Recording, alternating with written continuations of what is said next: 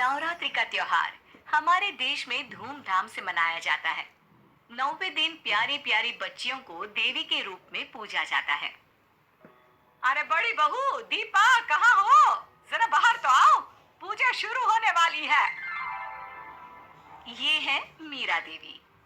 इनके दो बेटे और दो बहुएं हैं, लेकिन इनकी प्यारी बहू तो है बड़ी बहू। कारण कारण है बड़ी बहू के दो बेटे, क्योंकि छोटी को तो सिर्फ दो बेटियां ही हैं। माँ, सिद्धि तो है साथ खड़ी, पूजा शुरू करो। बड़ा आया पूजा शुरू करवाने वाला। अरे घर को वंश तो बड़ी बहू ने दिया है ना, उसके बिना कैसे पूजा होगी?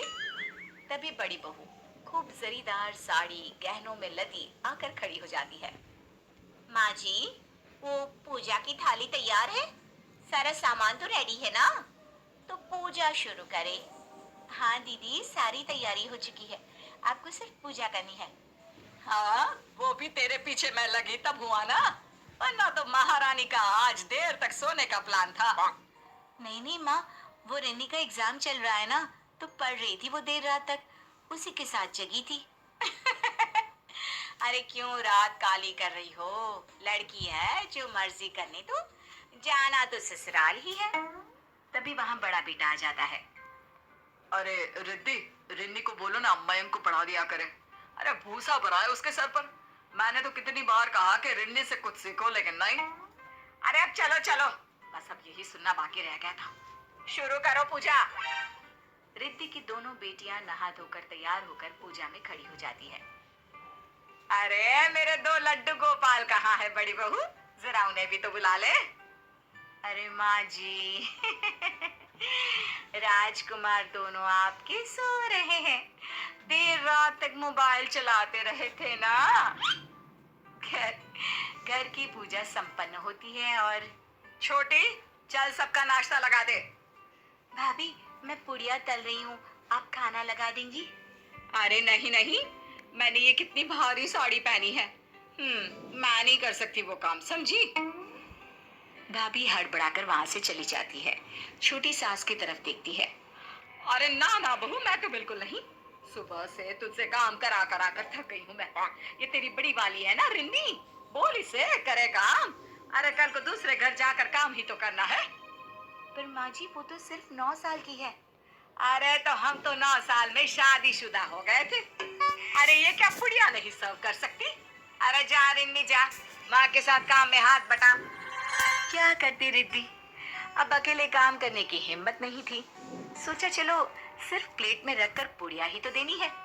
वो रिन्नी को किचन में बुला लाती है। सभी खाना खा रहे होते हैं कि गलती से गरम पूड़ी का तेल रिन्नी के हाथ पर लग जाता है। माँ, मेरा हाथ जल गया माँ। रिद्धि गैस बंद करके रिन्नी को लेकर कमरे में जाती है। हाथ जलने के कारण लाल हो गया होता है। माँ, दर्द हो रहा है। रिद्धि, तुमको बच्ची को किचन में नहीं ले जाना चाहिए था। वो तो बच्ची है, उसे क्या पता कैसे प्लेट पकड़ कर देनी है। तभी सास भी कमरे में आ जाती है।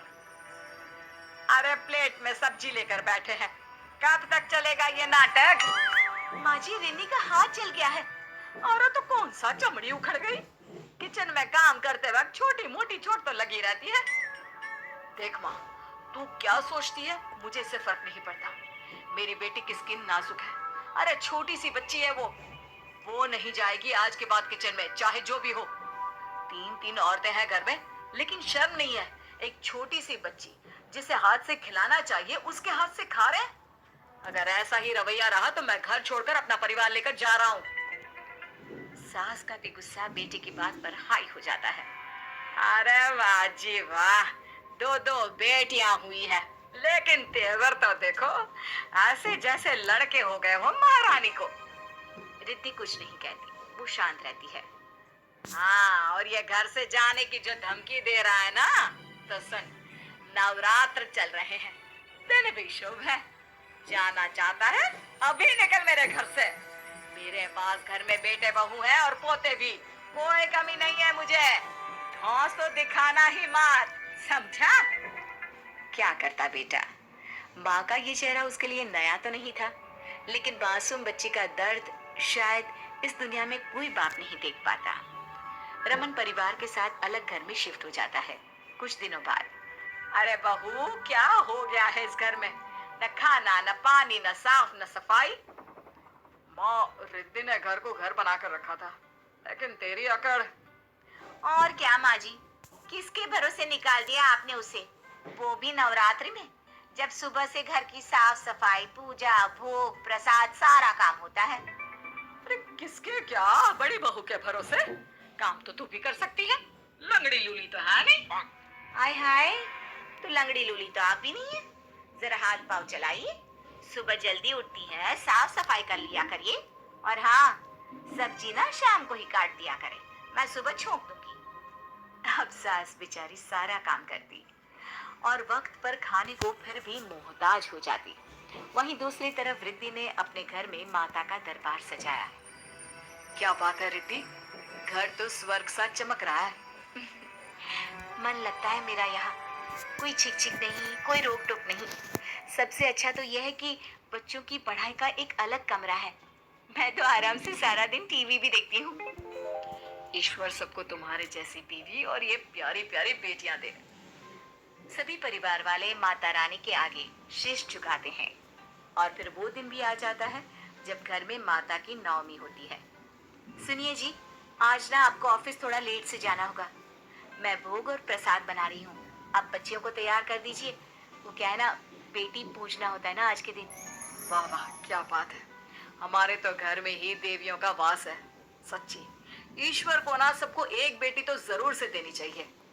वहीं दूसरी ओर, अरे बड़ी कहाँ है, आज नवमी है, उठी नहीं क्या अभी तक? माता का दरबार भी नहीं खुला। कल से मेरी कमर टूट रही है, लेकिन कोई तेल भी नहीं लगाकर मालिश कर रहा। रिद्धि होती तो रात को मालिश किए बिना सोती नहीं। अरे तो क्यों भगा दिया? देखिए माँ जी, मेरी तो तबीयत ठीक नहीं लग रही।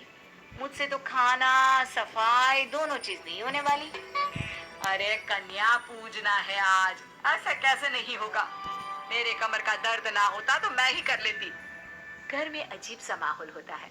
सास किसी तरह सफाई, पूजा और खाना बनाती है और बड़ी बेटी से कहती है, बेटा जा तो जरा, दो कन्या तो ले आ, आज ना कन्या पूजना है। बेटा बाहर जाता है, लेकिन उसे कहीं बच्चियां नहीं दिखती। वो मुंह लटकाकर घर आ जाता है। ना माँ, मुझे तो कोई बच्चियां नहीं मिली। अरे कन्या पूजे बिना तो मैं एक निवाला नहीं रख सकती मुंह में। हर साल रिद्धि बहू की दोनों बेटियां। अरे हाँ, जाना रिमी और मिनी को ही ले आ। या रुक, मैं भी चलती हूँ। सास उन लोगों के घर जाती है जहाँ माता के भजन, कपूर और हवन के महक के साथ बच्चियों को रिद्धि और रमन अपने हाथ से खाना खिला रहे थे। ये होता है घर, मानो साक्षात देवियां विराजी हो। बहू मुझे माफ कर दे, मैं तुझे वापस आने तो नहीं कहूंगी, क्योंकि वो घर ही तेरे लायक नहीं। लेकिन तू सिर्फ मुझे इस घर में कभी आकर रहने को मना ना करना, जहाँ साक्षात देवियों का वास है। अरे कैसी बात कर रही है माँ जी, ये आपका ही परिवार है। और फिर सभी मिलकर कन्या पूजते हैं।